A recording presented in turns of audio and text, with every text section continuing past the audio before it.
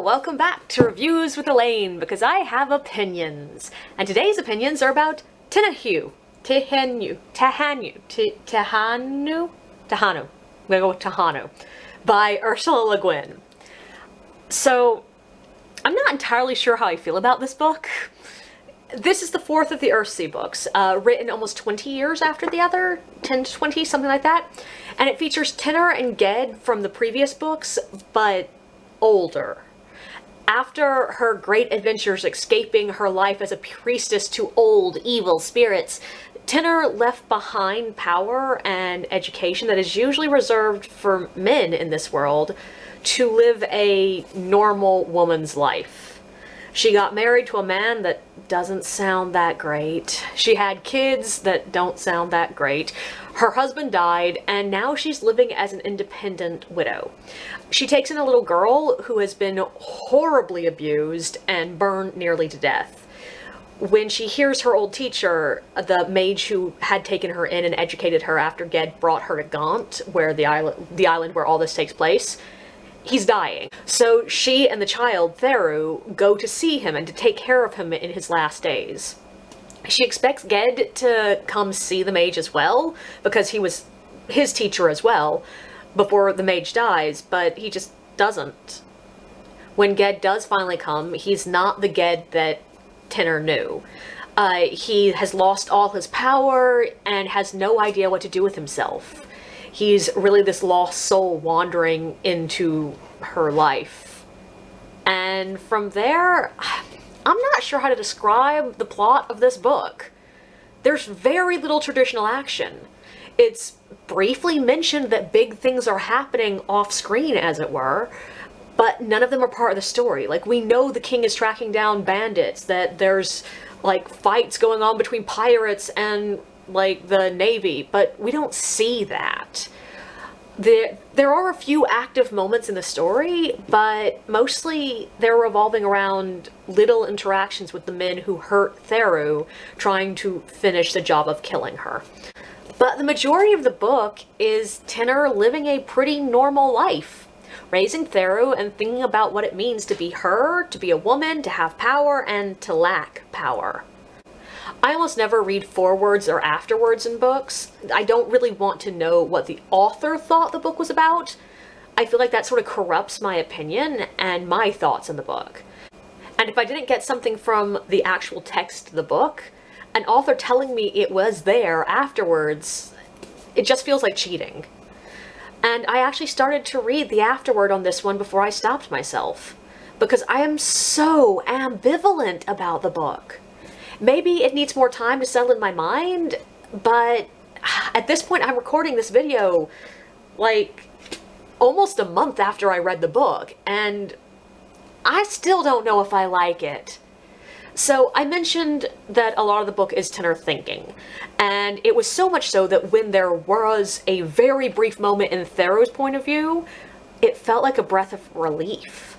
I mean, I like Tenor. I like her as a girl better, but I like her in this book as well. But she's just so introspective.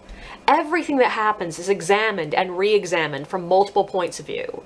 We don't just get Tenor's thoughts, but also Goha, which is the name she takes as the widow on Gaunt.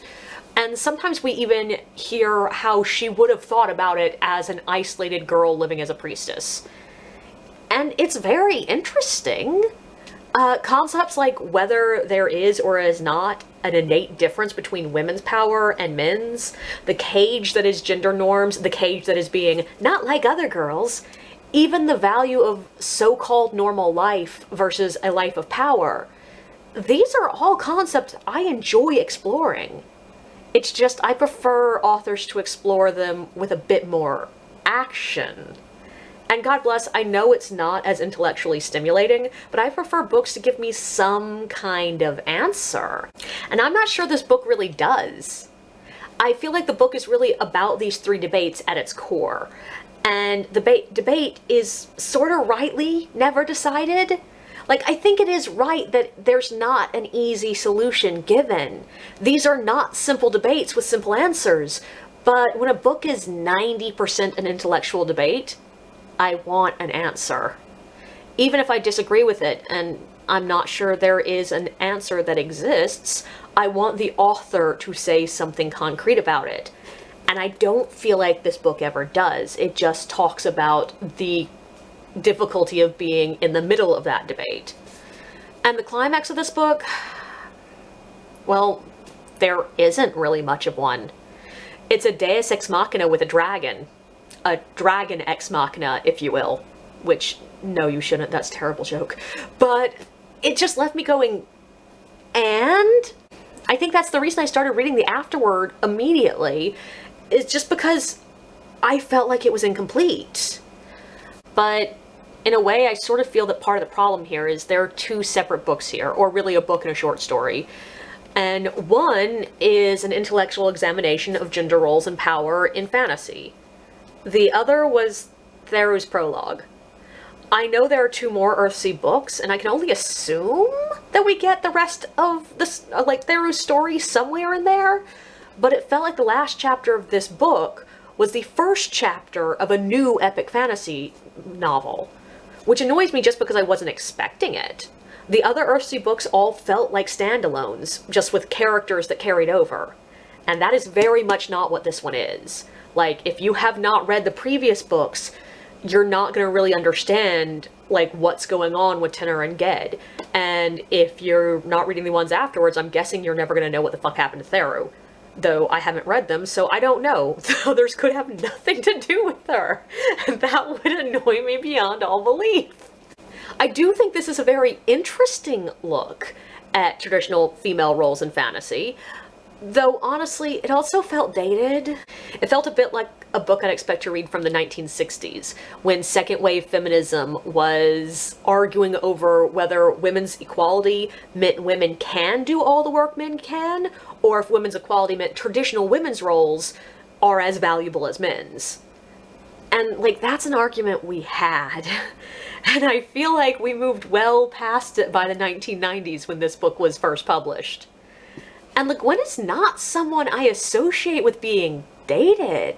Like, she was ahead of her time in almost all of these books, but this one just didn't quite feel that way to me.